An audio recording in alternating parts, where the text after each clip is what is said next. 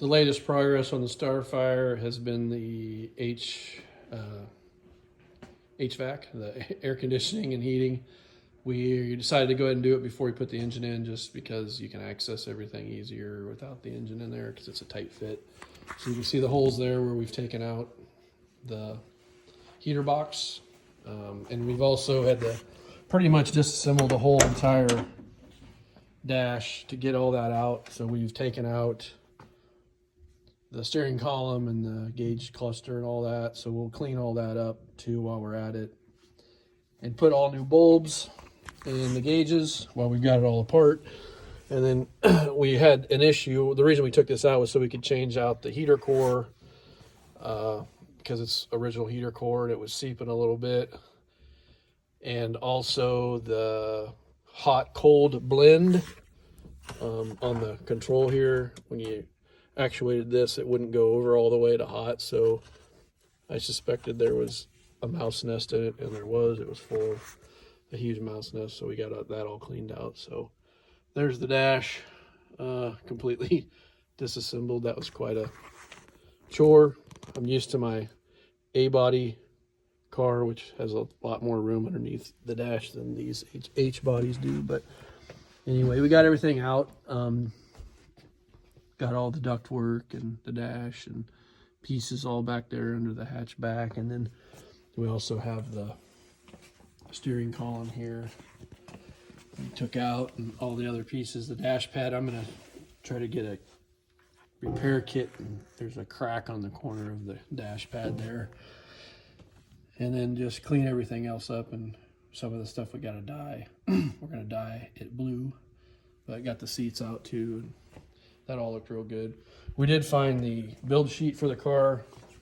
It ended up being underneath the passenger seat, of all places, underneath the carpet, which it was right there. I took it out. I'll show it to you here in a minute. But that's where it sat, was right there, and it was in really good condition. I was super happy to find that. That's a major score, to find the build sheet for any car that's still readable.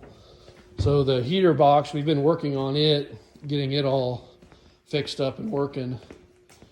And here it is. So the evaporator core, it's in great shape. It wasn't leaking or anything. We're going to change the orifice tube, the screen that goes in here. We got a new one of those, and we got new filter media here that goes on it as it pulls air through the core. We were able to find that on Amazon. You can find big sheets of that. And then we also had to do a little work to the blend door boxes here, the blend door assembly, I should say. It's got these doors on it that push in, and they've got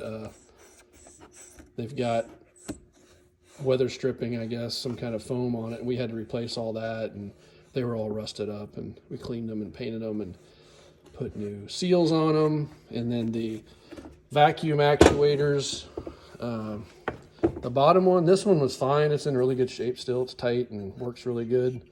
The top one, though, was collapsed and really wasn't working very well. And I was able to find this actuator off of Old Air Products, yeah, website. And I actually called them and talked to them. I found one. I measured the arm, and they measured the arm for me because they didn't have it by application. But I think this one actually fit a Cadillac. But there's a bunch of them for General Motors cars with.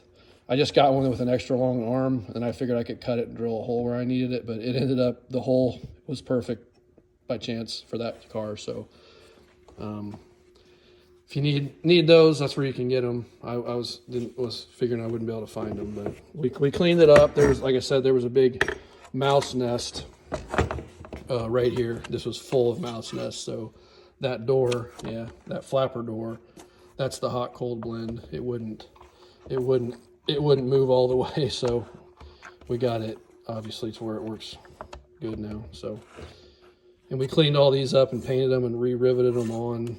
There's 3 deflectors in here, so that came out nice. So we're just gonna put this all back together now. With we got a new heater core for it. There's the old one. We got the new one. We got some new weather stripping and stuff to put on it to seal up around the outside of these. They all seal up when it gets put in the car. So you can find pretty much all that stuff. And then here's the build sheet. Looks really in good shape. You can read it all. There's all the options. You can see this car, as I've talked about, is a heavily optioned car. Deluxe seat belts, tinted glass, wood grain, all these things. Door edge guards, and then air conditioning, rear window defrost, posi, the V8 engine, power brakes, block heater, sport steering wheel, so forth, so on, and then the GT package. So there it is, all very readable. Was the dealership was Phillips Oldsmobile in Sharon, Pennsylvania, and of course built in Lordstown, Ohio. So there it is, the build sheet in its entirety. Everything's there. So that was a big find. And then they also had in the same place, I don't know why, but seatbelt instructions, and it was under the seat, under the carpet. Not sure how you'd ever read it, but factory how to use the seat belts, instructions how to use the seat belt, double-sided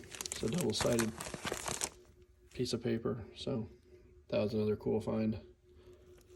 So yeah, that's where we're at. We're gonna get this all back together, this box get back together, and then get the dash all back assembled, and then I think we'll move back to getting the powertrain, the engine and transmission actually installed and bolted in. Yeah, well, yeah, we got a new oil pan. Our oil pan, we got the engine done. We got the engine done, and it's right there, Cam. Look at me. Look at me. Right there. No, Cam. So we had to, it was leaking oil. The oil pan had some pinholes in it, so we were able to find a new oil pan, and we got, so we got another one. It's got some dents in it and some damage, but we were able to clean it up relatively well and get these dents out. And there was one pretty big dent here, and I ended up having to weld a plate over the top of it, which this stuff's super thin, but we tested this one with water and made sure it doesn't leak. So it's a pretty decent pan. So we got another pan, oil pan, to put on the engine and alleviate that oil leak problem we had. So yeah, we ended up with two. I bought two pans, so we got one good one. So all right, so that's the progress on the Starfire.